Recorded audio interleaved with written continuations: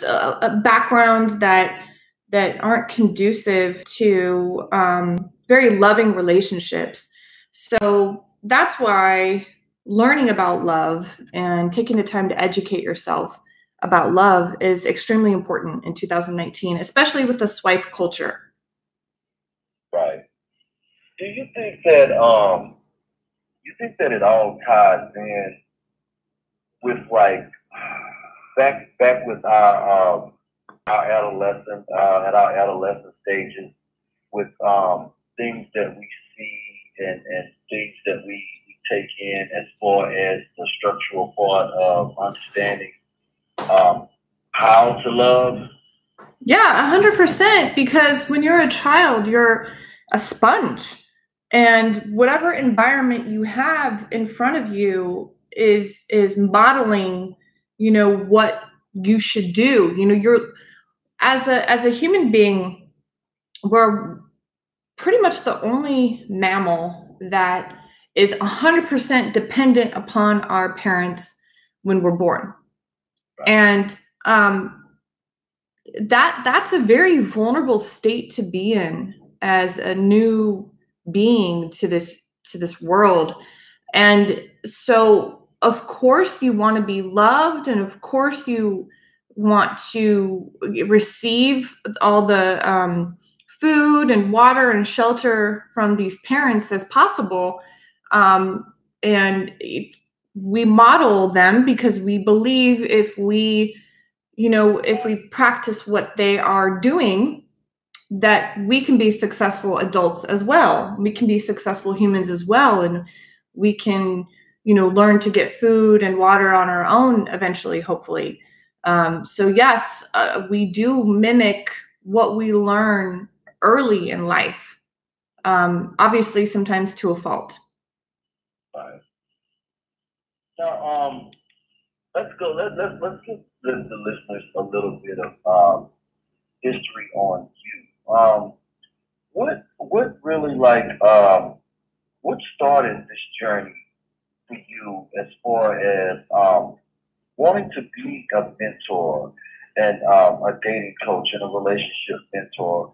What was it that inspired you to want to even go into this field? Was it something that you may have experienced, or it was something that you kind of gained a passion for along the way as you got older? There's a lot of answers to that question. Well, I'll start with it. It's actually in my DNA. I am a life path number 6. And to find out what your life path number is, all you have to do is, Google life path calculator. And it's basically your date of birth in numerology, which is, it's communication with our non-physical selves. And I'm life path number 6. So if you look up what life path number 6 is, it's all about love and connection. And I guess I chose a family that wasn't very loving, so that I could learn love at a very early age. That was my biggest struggle, was not feeling loved by my family. So I just, some of my character that I created for myself was all surrounding the idea that I wasn't getting enough love from my siblings, from my parents.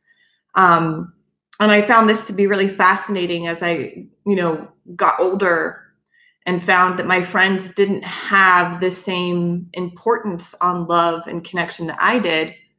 And I guess I kind of realized I was somewhat unique in that area. And then I decided to get my college degree in human communication, where I learned all about family communication, gender communication, conflict resolution, and, interpersonal communication.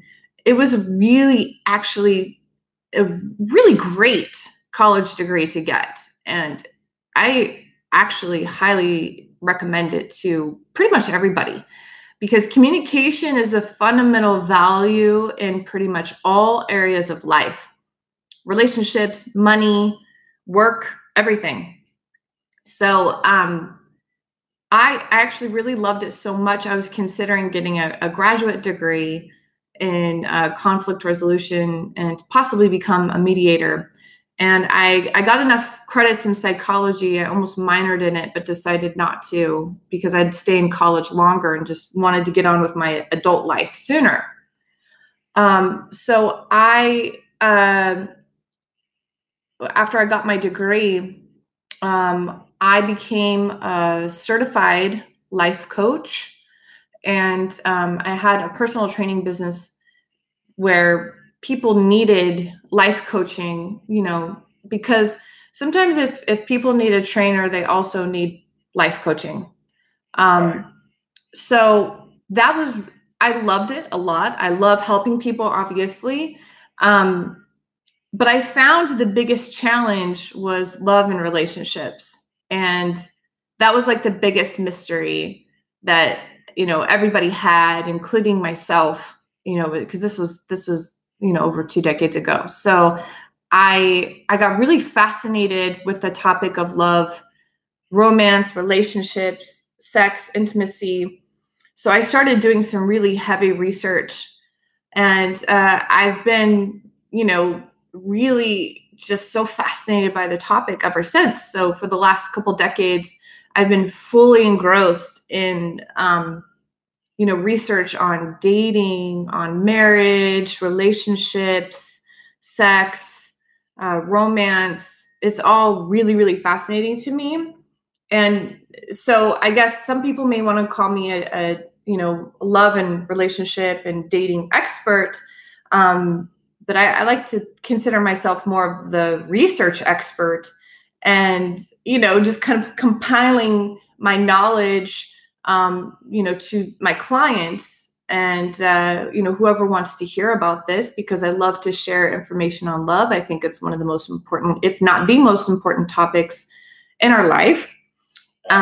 So that's how it all formulated. And then because I was fascinated with this topic, starting with life coaching, I veered off my coaching business to just strictly relationships and dating about 7 years ago. So I've been focused on this specific niche for about 7 years. And for a long time, I was just doing a referral-based business.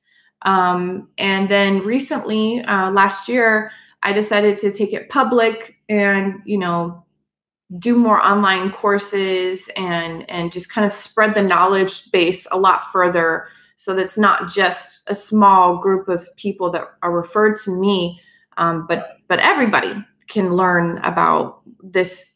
I again think is the most important topic ever. I think that it's absolutely wonderful what you're doing, and it is one of the biggest mysteries. Just trying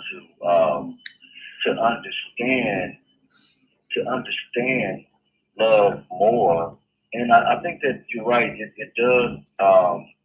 We do gather intel when we're younger, and we do kind of base a lot of things on things that we see, the way that we were treated.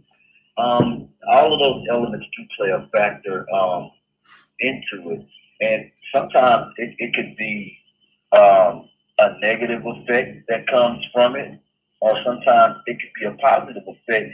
You can think that it's all about the person, because a person that's went through a troubled childhood by not having love can use that to want to seek it more, or kind of develop and find their own way, or maybe base it on things that they see, or it's so many different elements that go in. No, I agree, and let me address that.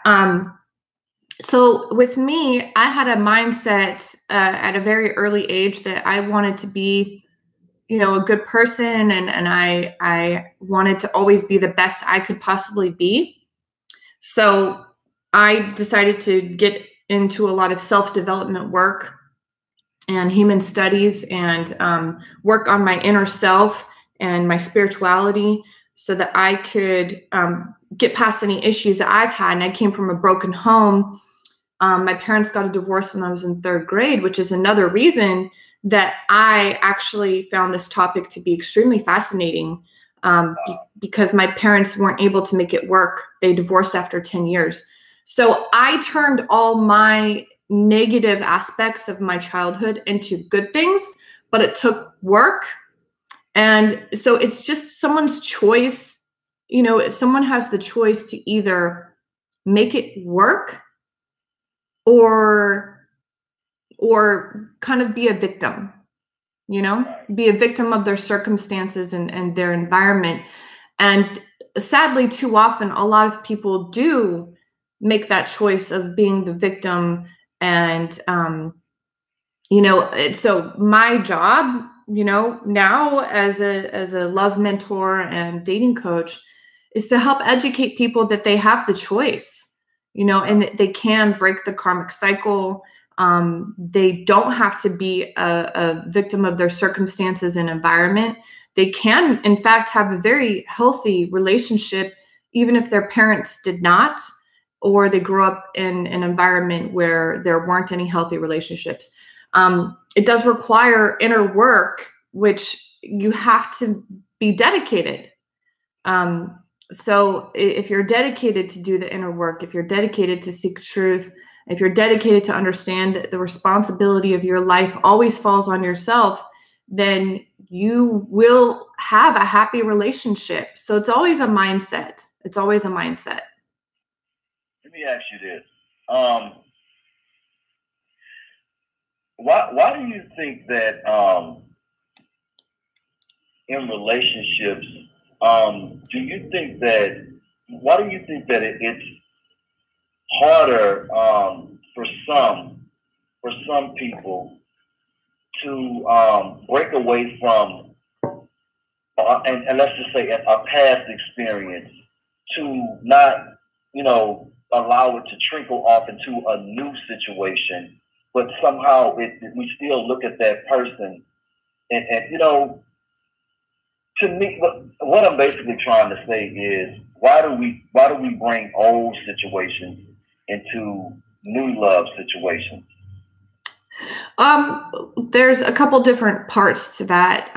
One could be soul contracts and misunderstanding and misinterpreting what that soul contract was with an ex or a previous person from your past. There's a lot of karmic relationships that you have that will help you learn and grow so that you can appreciate your life partner.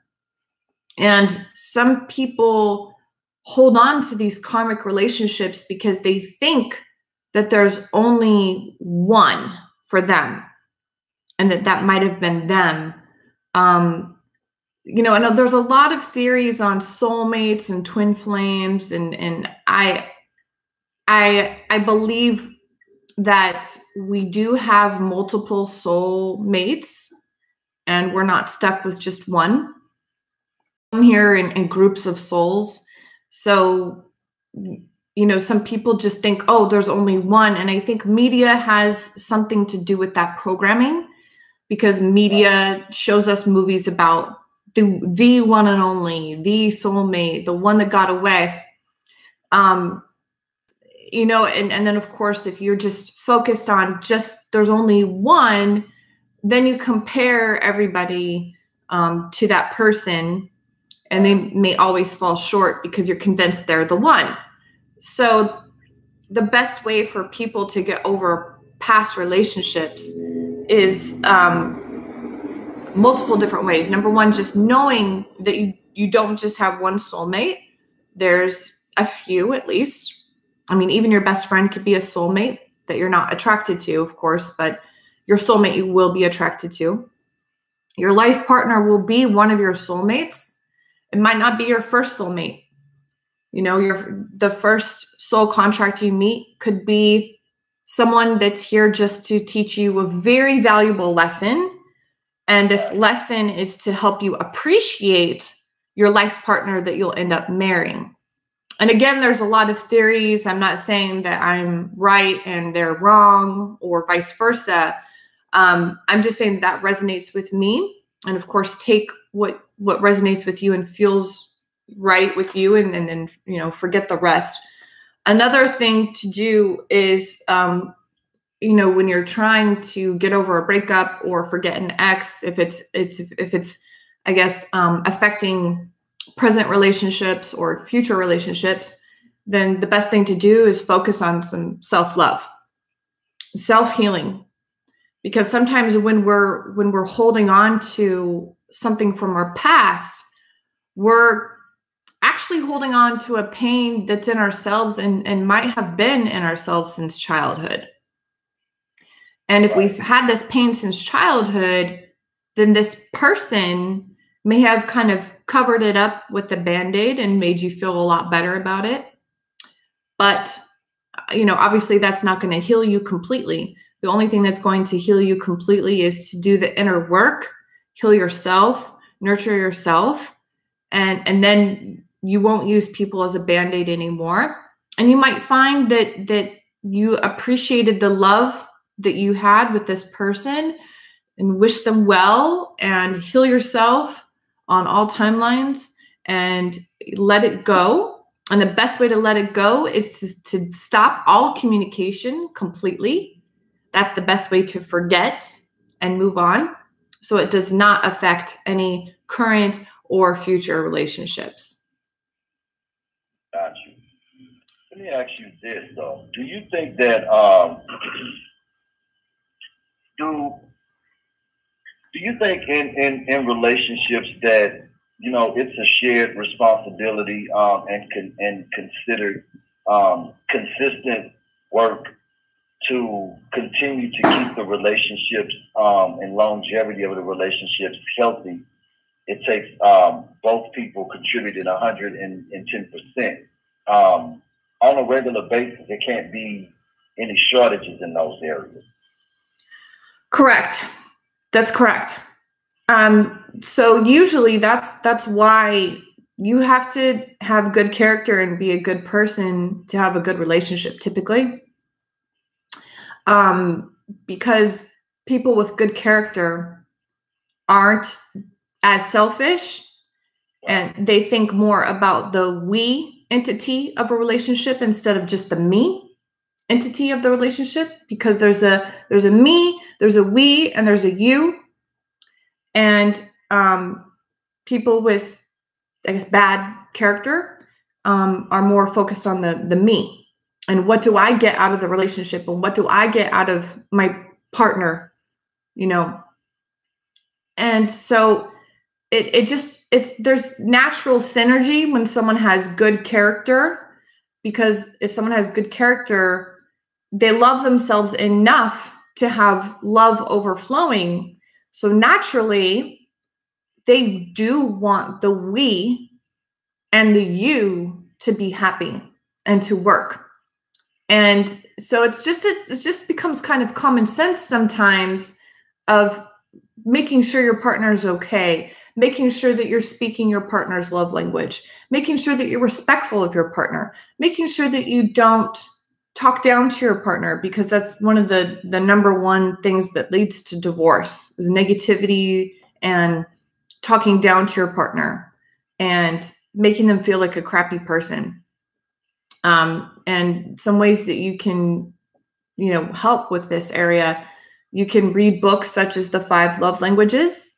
And I also talk about this on my YouTube. And you can learn your love language so you can communicate that with your partner.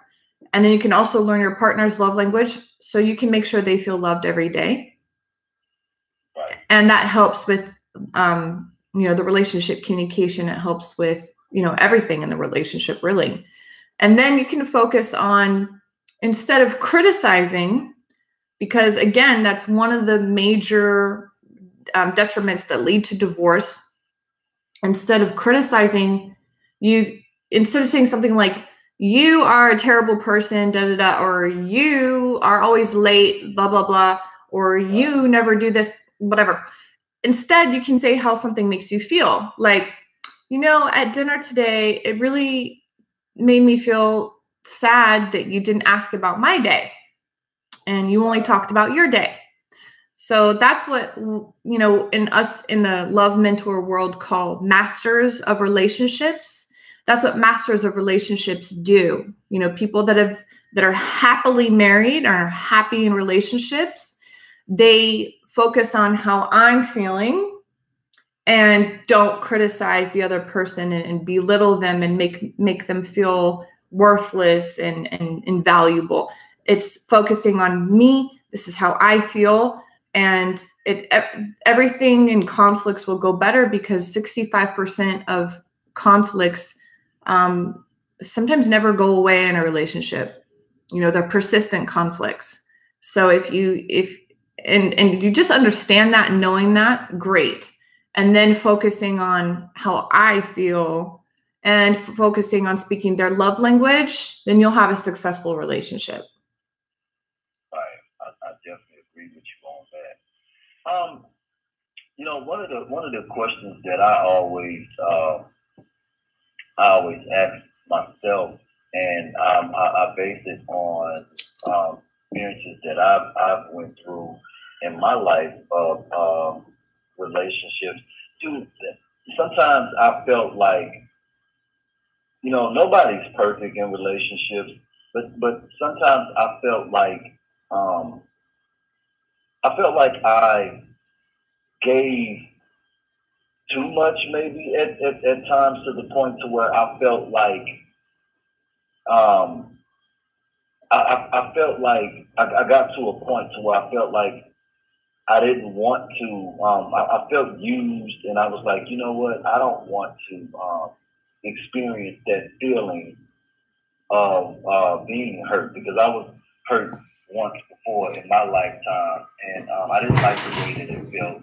But I felt like throughout relationships that I've experienced, I felt like I wasn't perfect, but I felt like I gave more to the situation, or I may have felt like I fought more for the situation. And then you start to feel like when that person is not fighting as hard as you, or people tend to try to shift the way, like nobody really wants to have that spotlight on them. Yeah.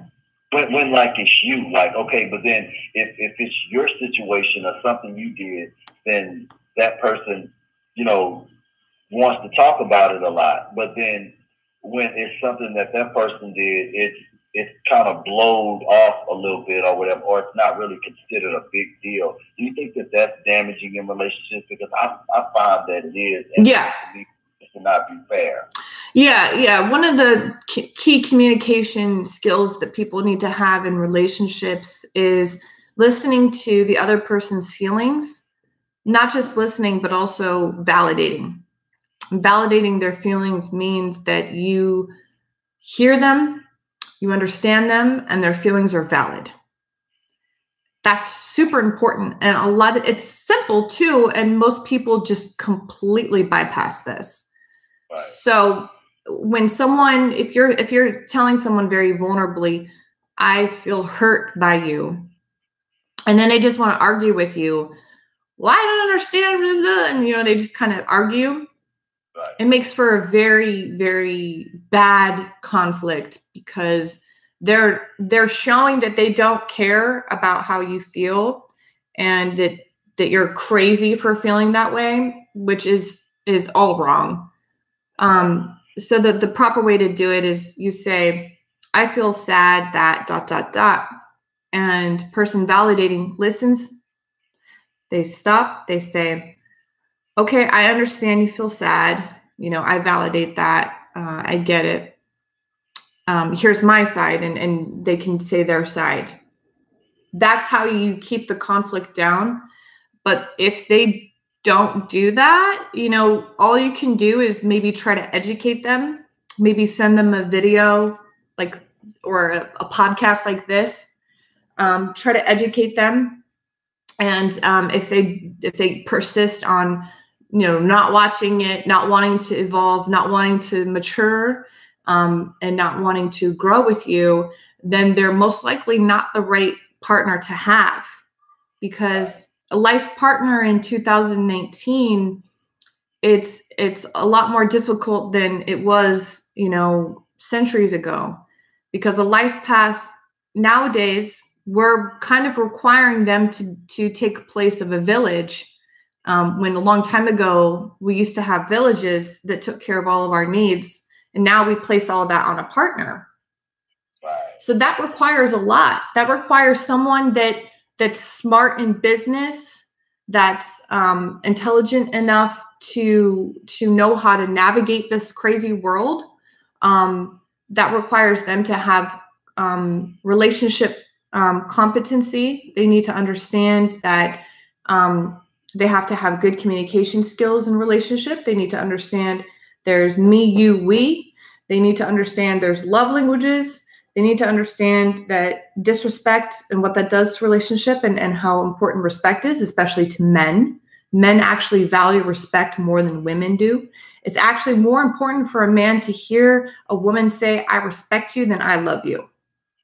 And there's certain things like men, the differences between men and women that are perpetual conflicts in relationships. And all it takes is for someone to just do some research and understand just how huge the differences are between men and women, so that when something happens that bothers you, then you can just stand back and say, okay, this bothers me, but I understand why you're doing it, because you're a man, you have 30% more testosterone, and you want to fix things.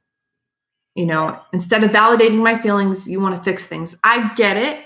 I appreciate that. But what I'm looking for right now is just someone to vent to, and someone that can validate my feelings. And it goes the other way around too, because a lot of women have become very masculine this day and age. So they take on very masculine traits, such as being argumentative and alpha, and not being in touch with their feminine side, not being in touch with their emotional side. It causes so many conflicts. It causes so many problems. Never before have we seen this kind of dynamic in relationships, where women are so masculine and really just don't need a man for anything, really, because we even have our sexual needs provided, with toys. So we really don't need a man except for emotional support. And sometimes that can be really difficult for a man, because a man really likes to feel needed. So there's so many different nuances going on in a relationship. And if someone is just clueless about how to be a good partner, then there's only really two options. Either they take the time to learn, and they get better, and they grow and evolve, and you stay with them, or they choose not to learn and grow and evolve, and you have to move on. Wow. Do you think that sometimes that we use love as a crutch, knowing in our heart that a situation may not be right, and we've exhausted all means in that particular situation, but we use the word love as an excuse to not separate from a toxic situation? Yeah, absolutely. Again, it can come from those childhood wounds that you haven't healed. Because if you're in a toxic relationship and you love yourself enough, and you've done all the inner work to heal wounds, then you would understand that you're in a toxic relationship, and you have to love yourself enough to move on. So it all comes down to self-love and the choice you're making.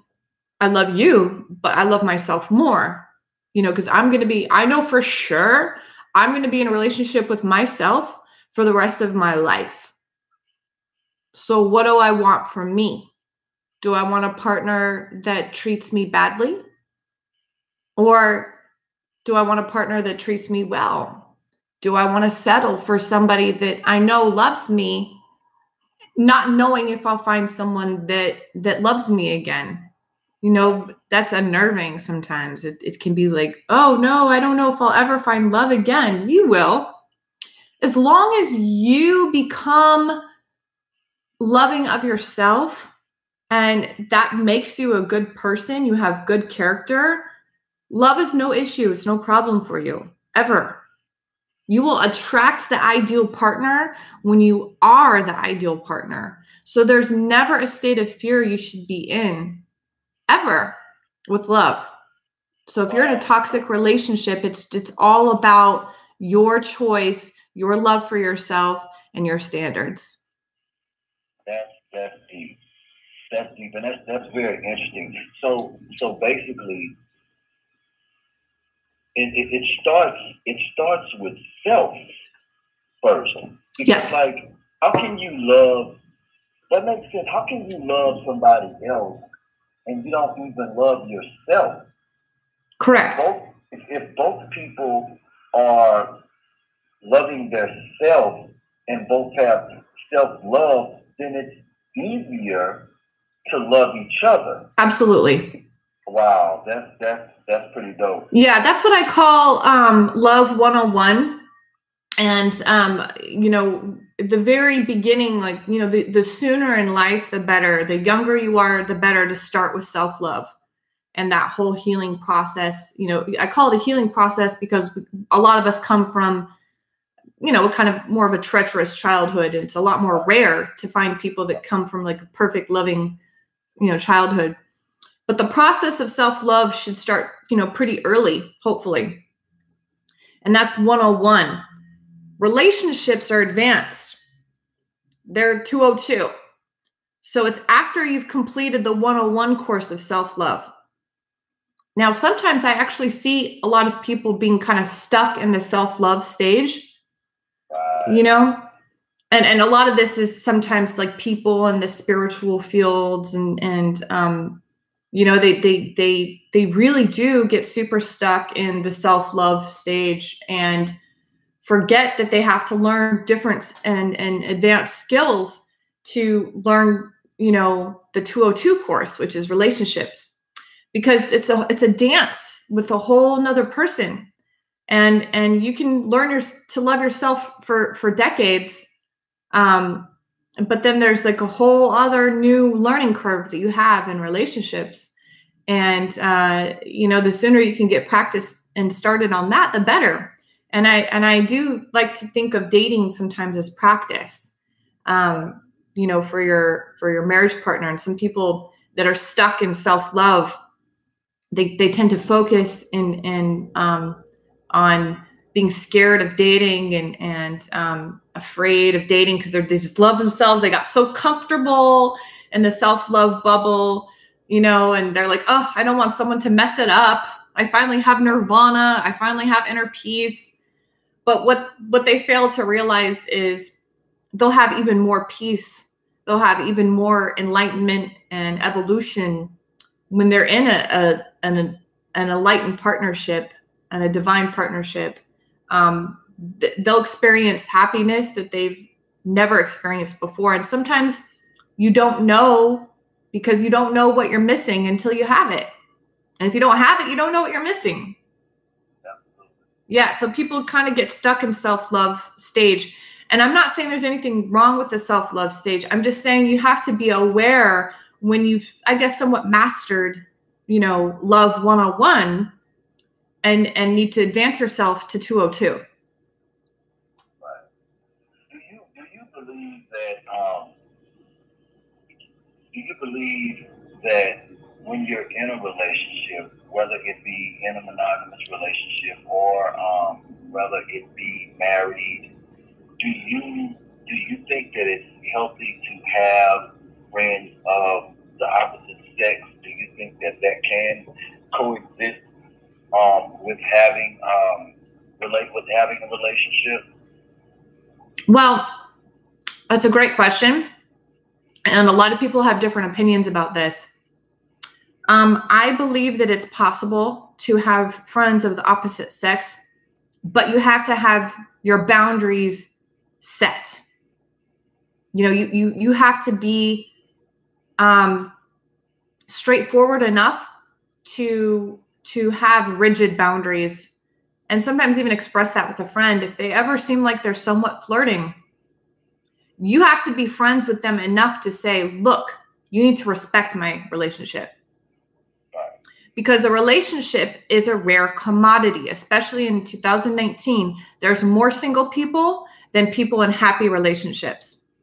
It's become a rare commodity. It's become even more rare than being a multimillionaire. Because to be honest with you, being a multimillionaire can be a lot easier in 2019 than having a happy relationship. Right. So you have to protect that. And you have to make sure that you have very strong boundaries. And you have to make sure that you have very solid communication with your partner. You know, if they're going to be spending time with someone of the opposite sex, you have to be prepared to FaceTime them when you guys are together, or talk to them when you're like anything that makes your partner feel more comfortable. You have to be prepared to do that. You have to be prepared to have that friend meet your partner. You know, you just have to have full and 100% respect of your relationship and how your partner may feel. And I think it's important that, you know, if your friend does start to get out of line, if you do give them the solid, like, here's my boundary, you need to respect a relationship, and they still try to flirt, you have to cut them off. If love is important to you at all, there's no ifs, ands, or buts. You have to cut them out. I actually just did this the other day with a friend that wasn't respecting my relationship, and I ended up blocking him after I firmly said, I am only talking to you about business right now. And he still insisted. And I said, you know what? I'm done. I gave you enough warnings, and I blocked him. And I've known him for years. I've known him longer than my man, but that doesn't matter. That doesn't matter, because love is more important. And finding my soulmate has been a lot harder than finding friends. So what's it to you? You know, what are your priorities in life? Wow. Was it hard to disconnect from a friend that I'm pretty sure that, you know, you had love for, you know, on a friend level, was, you know, and I know it probably bothered you that that friend didn't respect your relationship enough and sacrificed the whole friendship behind his feelings, or whatever he may have been feeling at that time.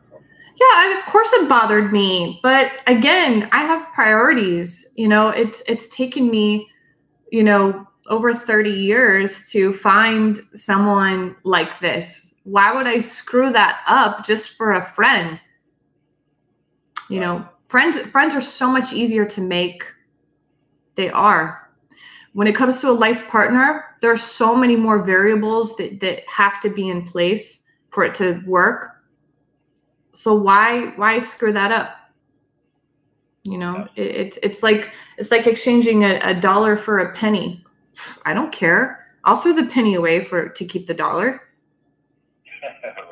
Right. Absolutely. Do you find it difficult with being so knowledgeable in that area of love, relationships? Do you find that you have a slight advantage as far as in a relationship, in your relationship, because it is a form of power? Do you ever feel at any time that you know, it's kind of weird what I'm asking, because it's like you're sort of like a superhero, like, you know, with having that ability and it's simply knowledge, but it's still knowledge is power. And do you ever feel you have a slight edge, or you continue to be that mentor and teacher towards your partner as well?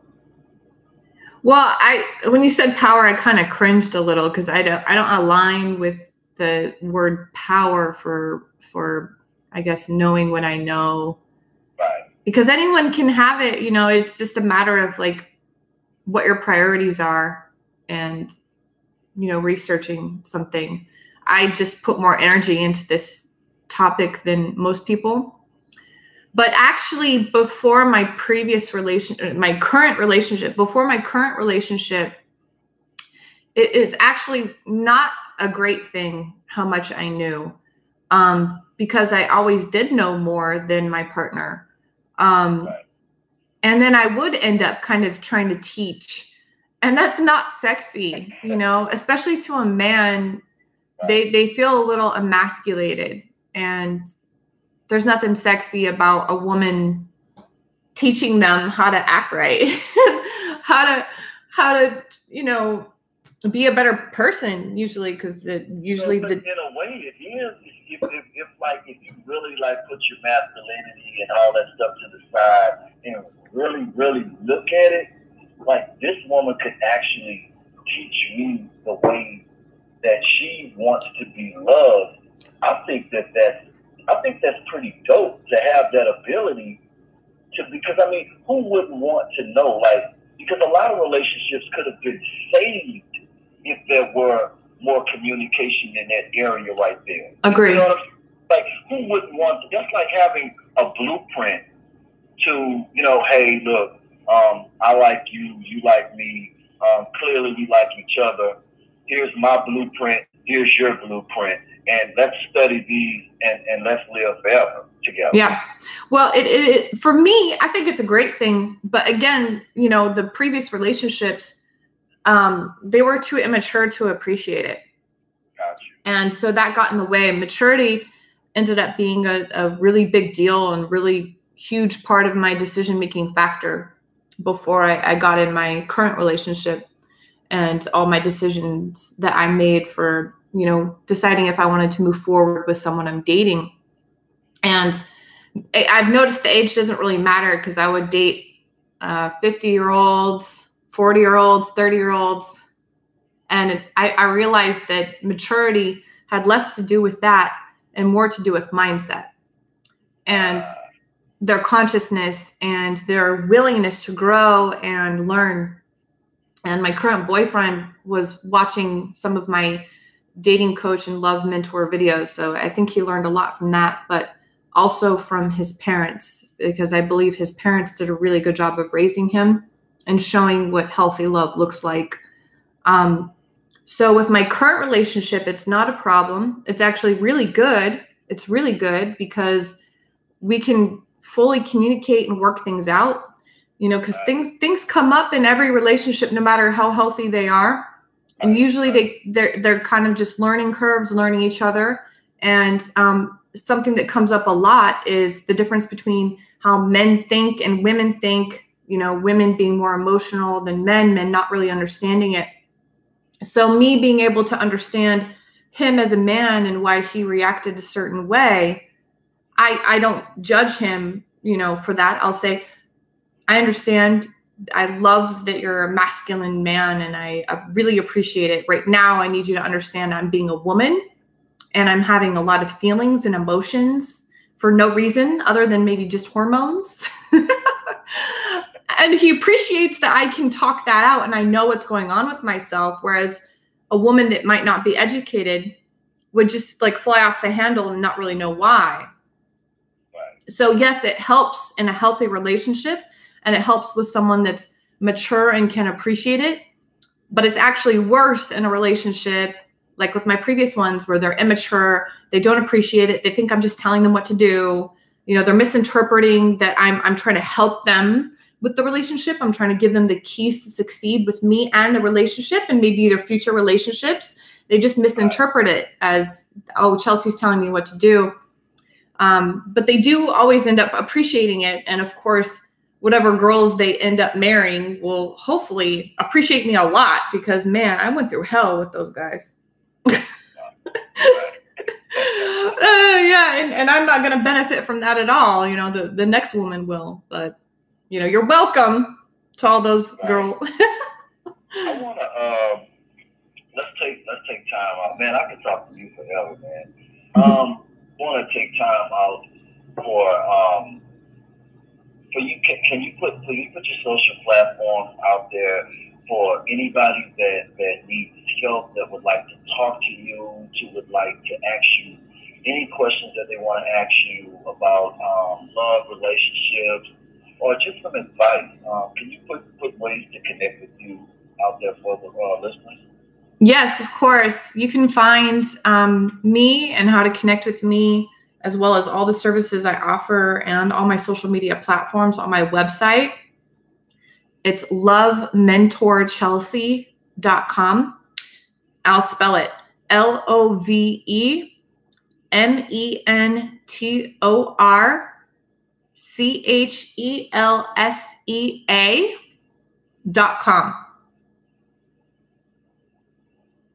And your IG and your, my Instagram is It's the Love Mentor, as well as my Facebook. And on YouTube, it's Chelsea Love Mentor.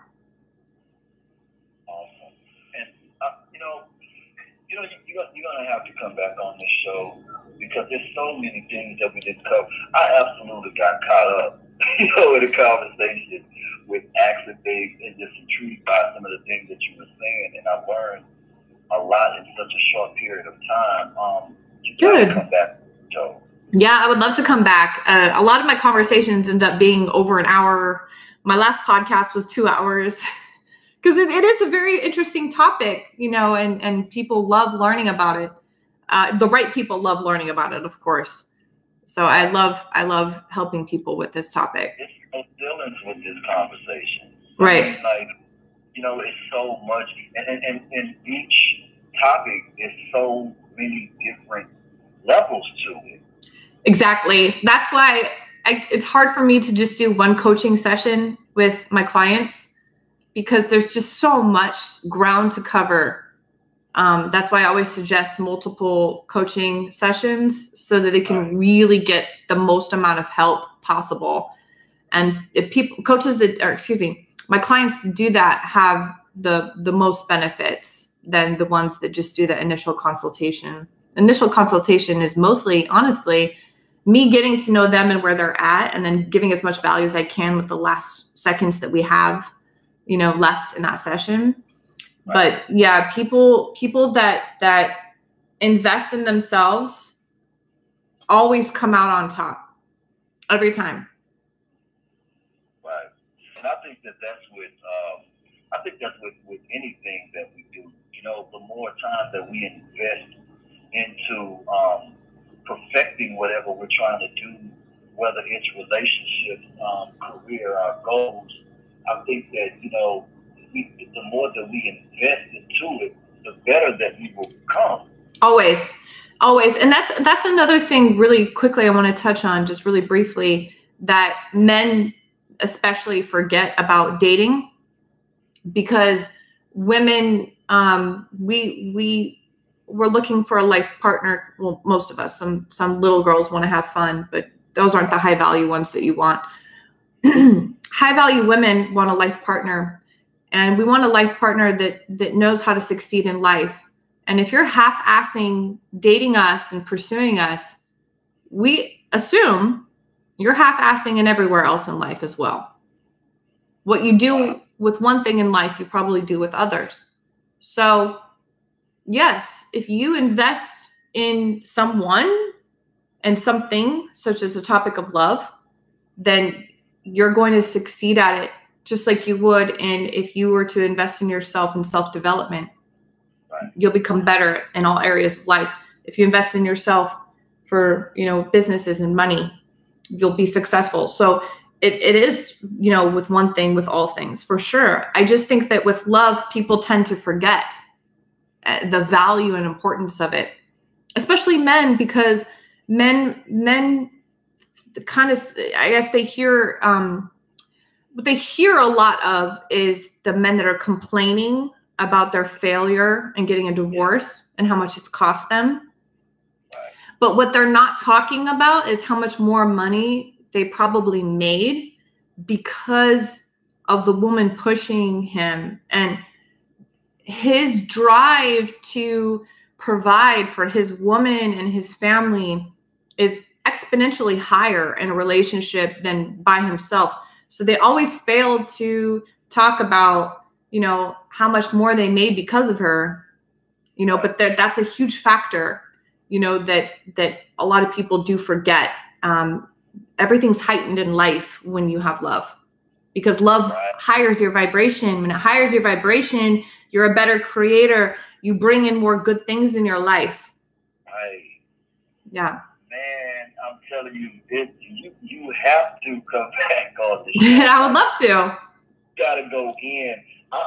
We gotta go in, and I'm gonna allow a couple of people to call in to talk to you. We definitely have to do this, and I'm going to connect with you. We'll connect after the show, and I want to start setting things up to where, because it's so much, and so many people have so many questions, and we didn't even touch the surface on some of these questions or whatever. Like I said, I was just intrigued and got caught up with everything, that by structure, I kind of got off course. No, it's okay. It's easy to do, and I'm happy to answer questions. So if anybody has questions, feel free to comment on my YouTube. They can comment on your podcast, right? Right, absolutely. Okay. Yeah, and we'll set up another show and we'll answer those questions. Wow, thank you so much. It's my pleasure. Can you before you go, I always ask my guests to drop a few jewels, anything that you would want to share with the listeners, new listeners, your fans that's listening in right now. I always ask my guests to drop some jewels on it before they do. I felt like I already did drop some jewels. You really did. Okay. Let me think. Any words of encouragement, some heading out words of encouragement. So know that when it comes to statistics, people in happy relationships are the happiest people in the world. And these are based on tests that are taken, so emotional tests. So it's well worth it to invest your time, invest your energy, and learn how to become the ideal partner so you can attract the ideal partner and you can keep the ideal partner, because statistics show that you will be in the relationship 1%. Kind of like how they talk about the rich 1%. Right. You'll be in the relationship 1%. And then the money part will be easy. It'll flow so much easier. If you struggle in that area, it'll flow. But if you're just focused on the money part, you'd be surprised how much harder it is to actually find love after you have money. Because then you wonder, what do they really like me for? Exactly. Wow. You hit it on the nail. Chelsea, I just want to thank you again for being the Vibe team, for you taking time out of your super busy schedule to hang out with us for a little while and drop buckets of knowledge on us, man. I've learned so much today, and I know that my listeners learned a lot too, and I really, really appreciate you doing this and blessing our show. Thank you so much. I really appreciate you. I appreciate you having me on. I'm so happy that you learned, and I'm happy that everybody listening has learned as well. That's my goal. Absolutely. It's the Vibe Show podcast with your boy Kano the Don, the Vibe King, and my special guest, Coach Chelsea Pinner. We out. We out. Thanks so much for having me. You're welcome. Thank you so much. Bye.